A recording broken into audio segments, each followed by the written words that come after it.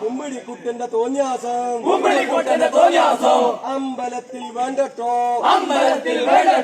നാട്ടുകാർക്ക് ശല്യമുള്ള പാട്ടവിടെ ഉച്ചത്തിൽ വേണ്ടട്ടോ UDF സിന്ദാബാദ് അതെ, ഈ ഇലക്ഷനൊക്കെ ഇന്ന് വന്ന് നാളെ അങ്ങ് പോകും. പക്ഷെ നമ്മൾ മനുഷ്യരങ്ങനെയല്ല. നമ്മൾ നാളെ വീണ്ടും കാണേണ്ടവരാണ്. വെറും രാഷ്ട്രീയ ലാഭത്തിന്റെ പേരിൽ തമ്മിലടുപ്പിക്കുക എന്ന് പറയുന്നത്, അത് നമ്മുടെ ഈ കൊച്ചു കേരളത്തിൽ, നമ്മൾ വളരെ സന്തോഷത്തോടു കൂടി കഴിയുന്ന ഈ കൊച്ചു കേരളത്തിൽ ഇങ്ങനെ തമ്മിലടുപ്പിക്കുന്നത് വല്ലാത്ത കഷ്ടം തന്നെയാണ് കേട്ടോ. ഏതോ ഒരു അമ്പലത്തിന്റെ മുന്നിൽ ചെന്ന് നിന്ന് ഏതോ ഒരു ആവശ്യത്തിന് വേണ്ടി മുദ്രാവാക്യം വിളിച്ചു എന്ന രീതിയിൽ, അതും മുസ്ലിം ലീഗുകാർ. ഇപ്പോൾ ഈ മുസ്ലിം എന്നുള്ള വാക്കിന്, അല്ലെങ്കിൽ മുസ്ലിം ലീഗുകാർ എന്നൊക്കെ പറയുമ്പോൾ മൂല്യം ഇച്ചിരി കൂടുതലാണല്ലോ. എന്ത് കാര്യം ചെയ്താലും അത് ഈ മുസ്ലിങ്ങൾ ചെയ്തു എന്ന് വരുത്തിയാൽ ആ ഒരു സംഭവത്തിന് ഒരു വല്ലാത്ത ഡിമാൻഡ് തന്നെയാണ്. അതിനു മുമ്പ് ചുക്കാൻ പിടിച്ചിരുന്നത് ഈ BJP-ക്കാർ മാത്രമാണ്. പക്ഷേ ഇപ്പോൾ ആ ഒരു നിരയിലേക്ക് നമ്മുടെ ഭരണപക്ഷം കൂടി എത്തിച്ചേർന്നിട്ടുണ്ട്. മുസ്ലിം ലീഗ് എന്നൊക്കെ പറഞ്ഞാൽ അപ്പോഴേ ചാടി വീണേക്കാണ്. സത്യത്തിൽ അവിടെ നടന്നത് ഇതൊന്നും ആയിരുന്നില്ല. അതൊരു രാഷ്ട്രീയപരവും വ്യക്തിപരവുമായ കാര്യം മാത്രമായിരുന്നു. അതിന് ഈ അമ്പലവുമായോ അല്ലെങ്കിൽ അമ്പലത്തിലെ ഗാനവുമായോ യാതൊരു ബന്ധവും ഇല്ല എന്നുള്ളതാണ് സത്യം. KP നൌഷാദ് എന്ന പൊതുപ്രവർത്തകൻ അതേക്കുറിച്ച് വളരെ വ്യക്തമായി തന്നെ പറയുന്നുണ്ട്. എന്താണ് വാസ്തവമെന്ന് നമുക്കൊന്ന് കേൾക്കാം. പ്രിയപ്പെട്ടവരെ, ഞാൻ ഇങ്ങനൊരു വീഡിയോ ചെയ്യാൻ കാരണം, ഞാൻ ഇന്ന് ജനൻ TVയിലെ വലിയൊരു ബ്രേക്കിംഗ് ന്യൂസ് കണ്ടു. എടവണ്ണയിലെ കൊളപ്പാടുള്ള മഹാവിഷ്ണു ക്ഷേത്രത്തില് രാവിലെ മുഴങ്ങുന്ന ഭക്തിഗീതങ്ങളൊക്കെ തടസ്സപ്പെടുത്താൻ വേണ്ടിയിട്ട് അവിടുത്തെ മുസ്ലിം ലീഗുകാര്, UDF-കാര്, കോൺഗ്രസുകാരൊക്കെ പഞ്ചായത്ത് വിജയത്തെ തുടർന്ന് വലിയ തോതിൽ ആഹ്വാനം മുഴക്കുന്നു. ഇനി അമ്പലത്തിൽ നിന്നുള്ള പാട്ട് മുഴങ്ങില്ല എന്ന് വലിയ തോതിൽ UDF-കാർ ആക്രോശിക്കുന്നു. കണ്ടില്ലേ, മലപ്പുറത്താണിത്. ഹിന്ദുക്കളുടെ അമ്പലങ്ങളിൽ പാട്ട് മുഴങ്ങാൻ സമ്മതിക്കാത്ത ലീഗുകാർ, UDF-കാർ എന്നൊക്കെയാണ് ആ പ്രചരണം.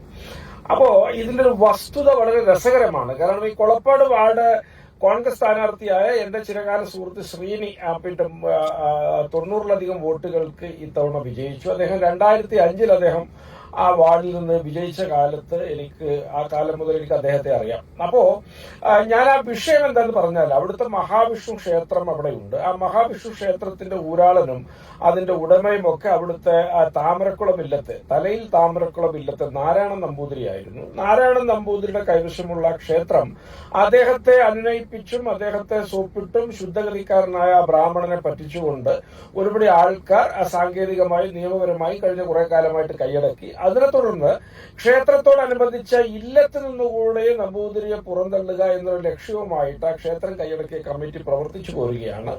സ്വാഭാവികമായിട്ടും ഇല്ലത്തെ സുഖമില്ലാതെ കിടക്കുന്ന നമ്പൂതിരിയെ ഉപദ്രവിക്കാൻ വേണ്ടി അദ്ദേഹത്തിന്റെ വീടിന് മുമ്പിലേക്ക് കോളാമ്പി തിരിച്ച് വലിയ ഉച്ചത്തിൽ പാട്ട് വെക്കുന്നത് ഈ പറഞ്ഞ സംഘാടകർ, അമ്പലത്തിന്റെ ഇപ്പോഴത്തെ കൈകാര്യകർത്താക്കളുടെ വലിയ കലാപരിപാടിയായിരുന്നു.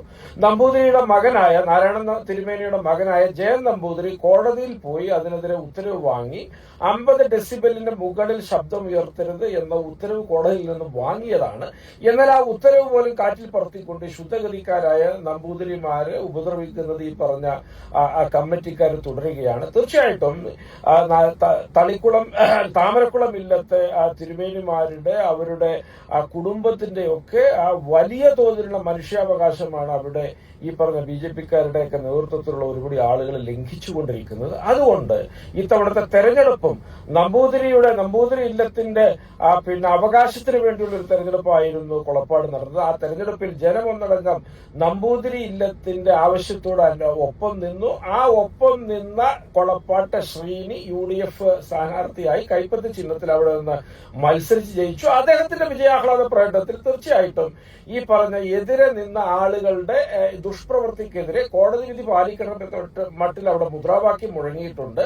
അതിലെ മുസ്ലിങ്ങളായ ആരുമില്ല, ലീഗ് പ്രവർത്തകരില്ല എന്നുള്ളത് മറ്റൊരു യാഥാർത്ഥ്യം. കാരണം അമ്പല പരിസരത്ത് മുസ്ലിം വീടുകളൊന്നുമില്ല. അവിടുത്തെ കോൺഗ്രസുകാരാണ് ആ മുദ്രാവാക്യം മുഴക്കിയത്. അവര് ഈ പറഞ്ഞ താമരക്കുളം ഇല്ലത്തെ തിരുമേനിയുടെ, നാരായണ നമ്പൂതിരിയുടെയും മകൻ ജയൻ നമ്പൂതിരിയുടെയും അനുബന്ധ കുടുംബങ്ങളുടെയും ന്യായമായ അവകാശത്തിനൊപ്പം നിന്നാണ് ശബ്ദം ഉയർത്തിയത്. അതിനെതിരെയാണ് ഈ പറഞ്ഞ BJP-ക്കാർ അവിടെ കോപ്പ് കൂട്ടുന്നത്. ആ BJP-ക്കാർ പറയുന്ന ഈ വാർത്ത ഇത്തരത്തിൽ വളച്ചൊടിച്ച് ഹീനമായി ആയുധമാക്കി മനുഷ്യരെ തമ്മിൽ തല്ലാൻ പാകത്തിന് ഒരു പക്ഷേ ഉത്തരേന്ത്യയിലൊക്കെ അതിന്റെ സബ് ടൈറ്റിലോടുകൂടി വലിയ വർഗീയ ധ്രുവീകരണത്തിന് കാരണമാകും വിധമൊക്കെ പ്രവർത്തിക്കുന്ന ജനം ടിവിക്കെതിരെ തീർച്ചയായിട്ടും നിയമ നടപടി കൈക്കൊള്ളാൻ സംസ്ഥാന സർക്കാരിന് ഉശിരുണ്ടെങ്കിൽ അവർ മുന്നോട്ട് വരണം. അതില്ല എന്നുള്ളത് നമുക്കറിയാം. അതുകൊണ്ടാണ് ഇത്തരത്തിൽ ഇതിന്റെ സത്യാവസ്ഥ വെളിപ്പെടുത്താനായി ഇങ്ങനെ ഒരു വീഡിയോ ചെയ്യുന്നത്. നന്ദി, നമസ്കാരം.